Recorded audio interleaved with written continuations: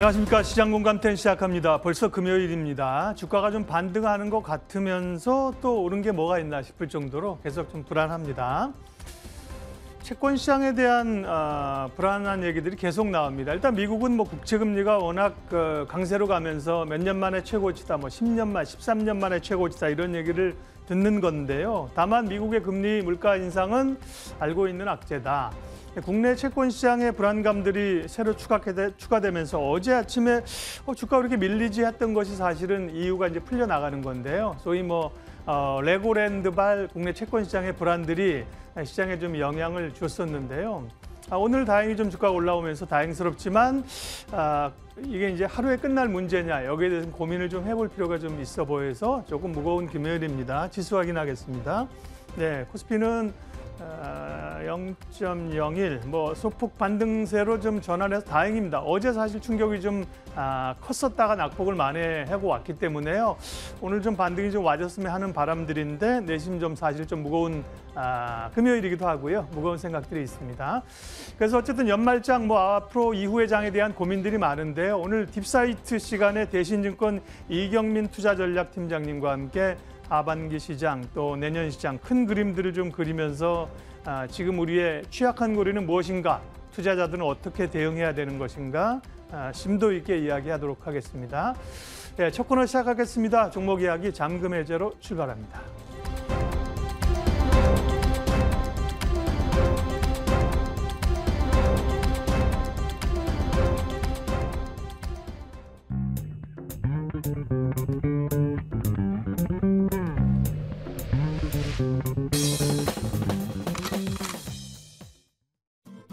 네, 간밤 뉴욕 증시 약세와 이 원화 약세 속에서 우리 증시도 같이 하락으로 출발을 했었는데요. 우선은 지금 보합권에서 상승 시동을 계속해서 걸고 있습니다. 코스피 지수는 보합권에서 등락을 왔다 갔다 하고 있고요. 코스닥 지수 같은 경우에는 그래도 0.25% 일단은 견조한 흐름 나타내면서 전반적으로 오늘 국내 시장은 간밤 뉴욕 증시 대비해서는 그래도 선전하고 있는 상황입니다. 이 속에서 우리가 어떤 이슈와 종목에 주목하면 좋을지 한 주의 마지막 거래일 잠금 해제 시작하도록 하겠습니다. 오늘은 KB증권 프라임센터 유영화 과장님과 함께하도록 하겠습니다. 어서 오세요. 안녕하세요. 네, 처음 뵙겠습니다. 네, 반갑습니다. 네, 민영 앵커가 오늘 일이 있어서 제가 이렇게 대체 근무를 하게 됐는데요. 잘 부탁드리겠습니다. 네. 저희 먼저 지금 시장에서 어떤 종목들 움직이고 있는지 먼저 머니맵 통해서 확인해 보도록 할게요. 오늘 일단은 삼성전자, SK하이닉스 그래도 IT 투톱이 잘 시장을 받쳐주고 있습니다. 0.72%, 1%대 상승부를 켜고 있고 2차 전지 쪽은 간밤에 또 테슬라가 좀 밀려서 뭐 LG 에너지 솔루션이 소폭 약세 나타내고 있고요. 포스코 케미칼, 롯데 케미칼 정도 좀 빠지고 있는데 우선은 지금 에코프로가 세계 최대 양극재 공장을 설립을 한다. 이런 소식 나오면서 에코프로 BM, 삼성 SDI까지 6%대 강세를 나타내고 있습니다. 그리고 오늘 뭐 현대차, 기아 같은 경우에는 좀 빠지고 있고요. 인터넷 업종에서는 네이버는 빠지고 있는 반면에 카카오가 반등하는 모습 나오고 있는데요. 이렇게 좀 시장에서 어떤 종목들이 이슈가 있는지 좀 알아봤고요. 이 부분에 대해서 좀 더 자세하게 이야기 나눠보도록 하겠습니다. 우선은 지금 뭐 오늘 반도체 IT 투톱은 좀 괜찮습니다. 하지만 현대차라던가 기아는 일단 부진한 상황이거든요. 주요 섹터 어떻게 보고 계신가요? 네, 일단 섹터 오늘 이제 제가 정리를 어쨌든 지금 시총의 상위 섹터를 차지하고 있는 반도체랑 자동차에 대해서 조금 정리를 해드리려고 갖고 나왔는데 그 전에 지금 이제 어제도 시장에서 이슈가 됐지만 오늘도 시장에서 좀 영향을 미치고 있는 엔화에 대해서 조금 말씀을 드리고 넘어가야 될 것 같아요. 제가 이제 몇 주 전에 나와서 결국에는 국채금리, 10년물 미국 국채금리가 좀 안정화가 돼야 국내 증시에 또 안정이 좀 찾아올 수 있다는 말씀을 드렸는데 지금 엔이 달러엔 같은 경우 지금 어제 기준으로 해서 150엔을 돌파를 했습니다. 결국에는 극심한 엔저가 진행이 되고 있는 것인데 아시겠지만 이 엔은 엔의 약세가 진행이 된다라고 했을 때 10년물 미국의 국채 금리도 같이 튀어오르는 현상들이 지금 보여지고 있거든요.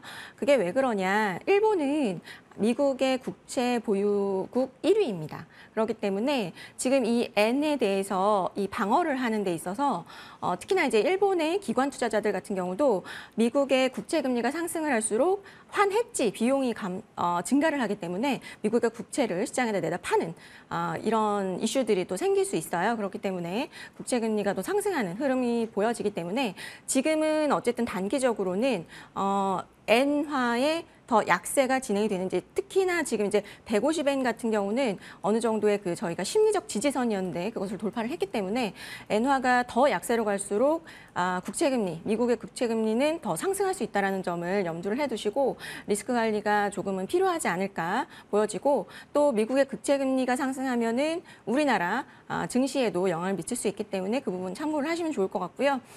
지금 달러원도 어제 조금 하락을 했다 오늘 다시 재차 상승을 하는데 엔화의 엔저와 크게 무관하지 않기 때문에 엔화 추이 당분간은 좀 지켜보실 필요가 있다라고 볼 수 있을 것 같습니다. 지금 이제 말씀을 드린 부분이 사실은 이제 연준이 결국에 기준금리를 가파르게 올리면서 그 부분에 대한 파생되는 우려들이 지금 실제로 이제 발생이 되고 있다라고 보여지는데요.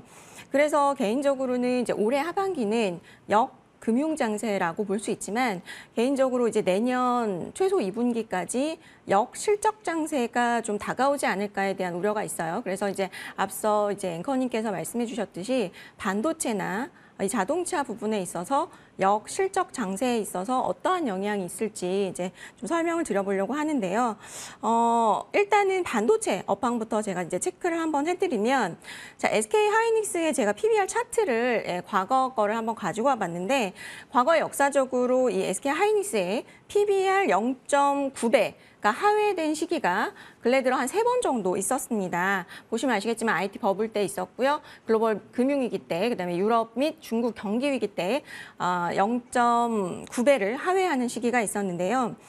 현재 외국인들이 하이닉스를 좀 사고 있어요. 그렇기 때문에 이거 반도체 이제 저점 온 거 아니야? 라는 의구심이 많이 있으실 거고, 가지고 계신 분들은 이제 홀딩을 하시면 되는 구간이라고 저는 개인적으로 생각은 하고 있지만, 그럼 새로 내가 지금 들어가고 싶어 하시는 분들이 좀 궁금하실 것 같아요. 네. 그래서 외국인과 기관은 지금 포지션의 차이가 좀 있거든요. 그러니까 지금 플레이를 하는 차이가 있는데, 지금 두 메이저 수급이 이 SK 하이닉스, 특히나 이제 대형 메모리 반도체 기업을 바라보는 시선에 차이가 있어서 제가 그 부분을 이제 설명을 드리려고 가지고 왔어요.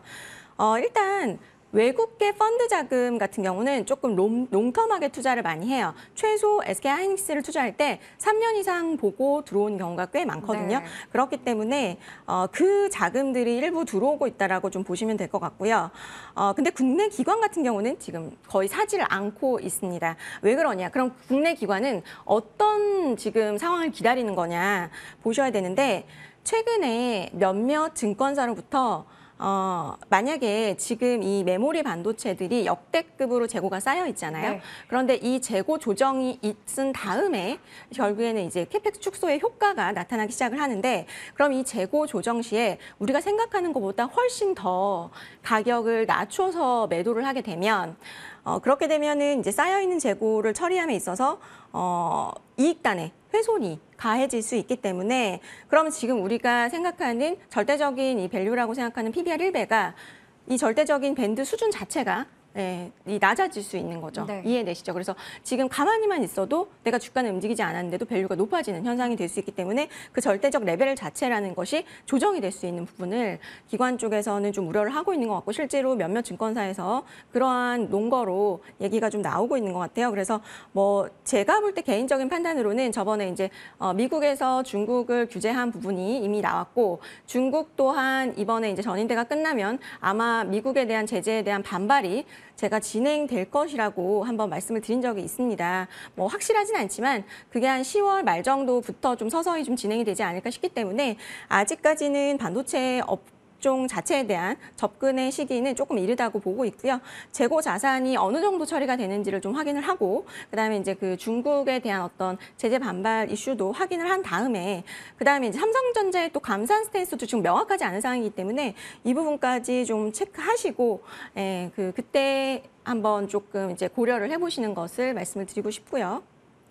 네. 예, 두 번째로는 이제 그 자동차 섹터인데요. 자동차 섹터 최근에 뭐 이제 그 비용 이슈도 있었고 한데요.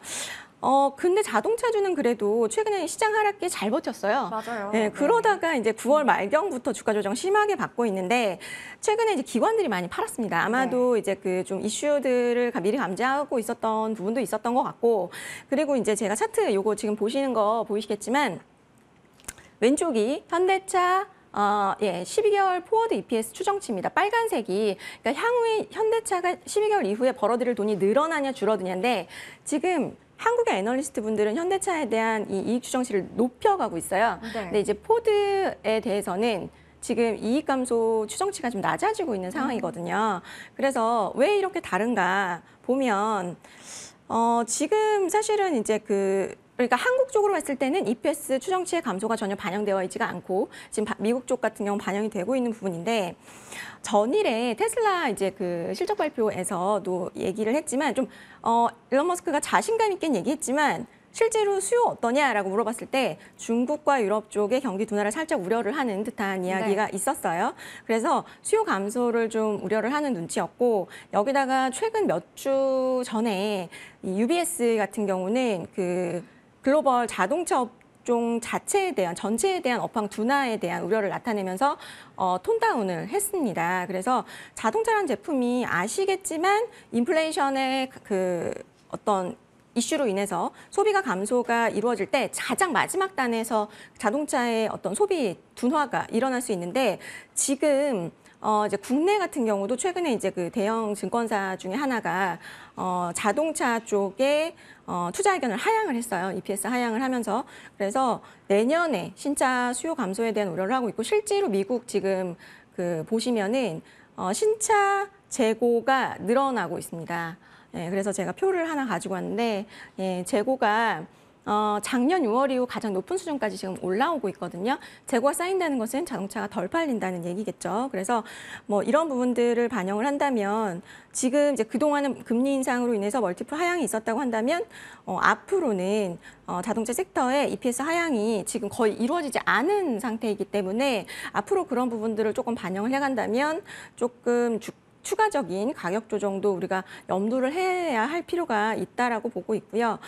만약에 이제 자동차주가 많이 빠져서 또 신규로 생각을 하신다라고 한다면 EPS 조정이 어느 정도 마무리되는 국면 그리고 미국 쪽에 아까 재고가 감소하는 국면으로 전환이 될 때까지 좀 기다리실 필요가 있다라고 말씀을 드리고 싶습니다. 네, 지금 전반적으로 시장의 주요 섹터에 대해서 이야기를 좀 나눠봤습니다. 삼성전자라던가 SK하이닉스의 경우에는 향후에 재고 자산이 처리되는 부분 그리고 삼성전자의 감산 스탠스 우리 좀 더 확실하게 확인이 될 때까지 아직은 좀 접근이 시기상조다라는 얘기를 해주셨고요. 그리고 자동차주가 한창 또 증시를 잘 견인하다가 조정이 좀 나왔었는데 이 부분 역시나 지금 재고가 감소해야지 접근이 가능하다라는 말씀으로 정리해 보겠습니다.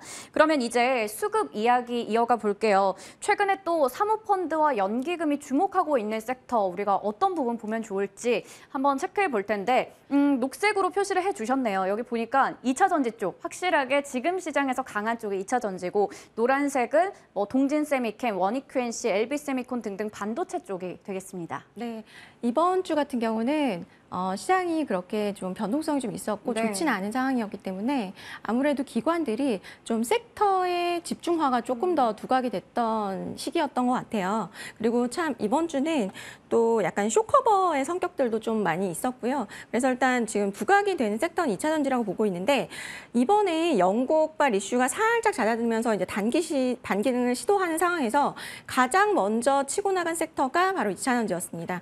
일부는 뭐 쇼커버링 물량도 있긴 했지만 또 EPS 추정치가 이 중에서는 이제 상향된 종목들도 다수 있었기 때문에 이런 종목들 위주로 이제 수급이 유입됐더라고 보시면 될 것 같은데 앞서도 말씀드렸듯이 제가 이제 현재까지 우리는 수요에 대한 걱정 없다라고 테슬라가 얘기를 했지만 앞서 말씀드렸듯이 이제 중국과 유럽의 현 경기 여건은 조금 부정적으로 평가를 했습니다. 그래서 사실은 이제 이 부분은 향후 수요 둔화를 일부는 인정을 했다라고도 볼 수 있기 때문에 이제 테슬라가 지금 좀 약세를 보이고 있다라고 보는데 이제 그나마 이제 우리의 고민이 생기는 거죠. 그나마 잘 버티는 2차 전지가 이 지금 빠지면 또 기회다라고 볼 수 있기 때문에 네. 또 오늘 같은 경우는 삼성 SDI가 6% 상승을 하니까 좀 긍정적으로 보실 수 있을 것 같아요. 근데 저도 그 생각엔 동일합니다. 실제로 내년에도 Q가 급격하게 상승을 하고 P가 유지될 수 있는 섹터 중에 하나는 이제 2차 전지라고 볼 수 있는데 근데 지금 개인적으로는 이제 자동차 전체 섹터의 수요가 좀 둔화되는 상황에서 2차 전지, 그러니까 전기차도 살짝 수요 둔화에 대한 우려가 있기 때문에 지금 오늘 이제 급등한 상황에서 추격 매수를 하시기보다는 앞으로 이제 수급이 조금 집중되는 종목들 선별해서 다소 이제 그 좀 신중하게 접근을 하실 필요가 있다라고 볼 수 있을 것 같습니다. 네, 2차 전지 쪽이 최근에 강한 흐름 나타냈고 오늘 같은 경우에도 뭐 삼성 SDI, 에코프로, BM 등등의 종목들 강하고 소재 부품단도 강합니다. 하지만 또 많이 올라온 만큼 우리 좀 수급을 보면서 추격 매수는 지양하자라는 이야기 해주셨습니다.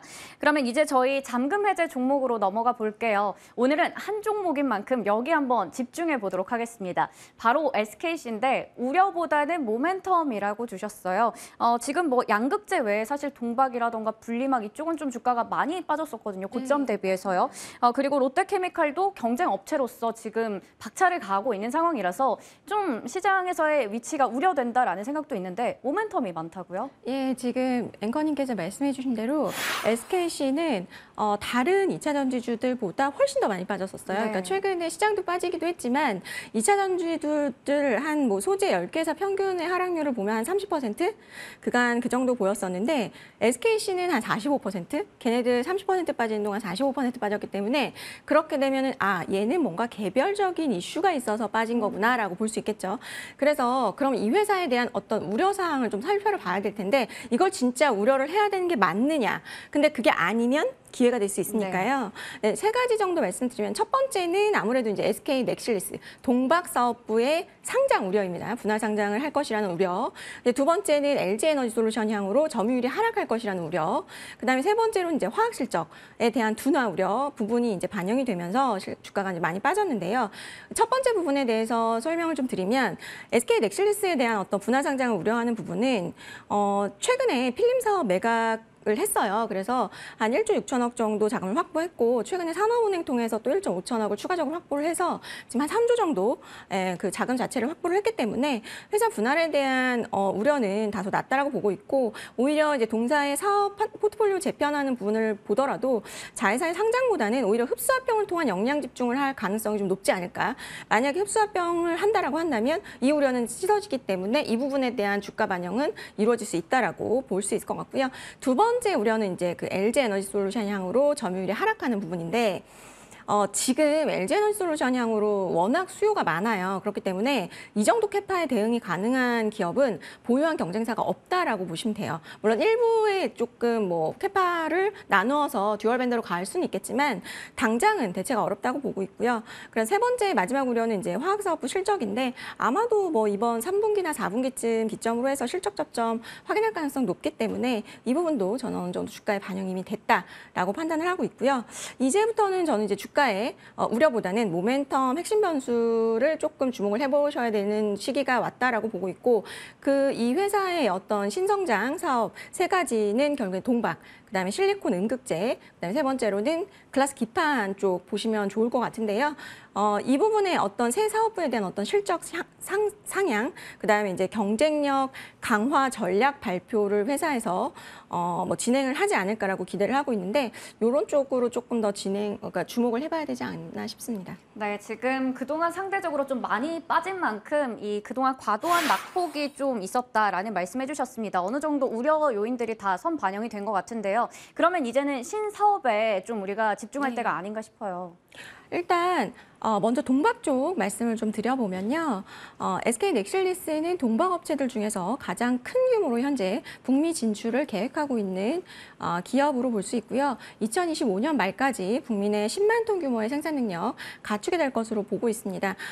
경쟁사들 캐파가 한 3만 톤 정도 되기 때문에 상당히 경쟁력이 있는 캐파 수준이라고 보고 있고요.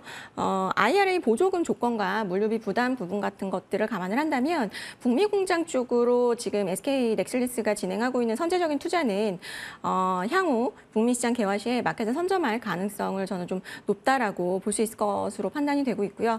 이 부분에 대한 어떤 밸류에이션 리레이팅이 충분히 이루어질 가능성이 높다라고 보고 있고 지금 두 번째는 실리콘 음극재 인데요. 양극재에 이어서 향후 배터리 성능 향상에 있어서 뭐 상당히 중요한 역할을 하게 되는 소재 중에 하나이고요. 실리콘 음극재의 역할은 아무래도 이제 에너지 밀도를 높이고 그다음에 충전 속도를 단축할 수 있는 부분이 사실 대표적인 역할이라고 보면 되는데 이 다른 소재들하고는 좀 다르게 1kW시당 탑재량이 좀 정해져 있지 않기 때문에 첨가 비율의 상승이 된다라고 한다면 이 수요가 좀 급격하게 상승할 가능성은 저는 있다라고 보고 있고요. 그래서 향후에 2차 전지 소재주들 중에서 Q의 성장률만을 놓고 봤을 때는 저는 가장 가파른 쪽이 실리콘 음극재라고 보고 있거든요. 그래서 Q의 성장률에 좀 주목을 하실 필요가 있다라고 보고 있고 SKC 같은 경우 캐파를 좀 가늠을 해보면 2026년 말에 한 2만 톤 정도로 SIC 캐파를 유럽 쪽에 확보를 할 계획이기 때문에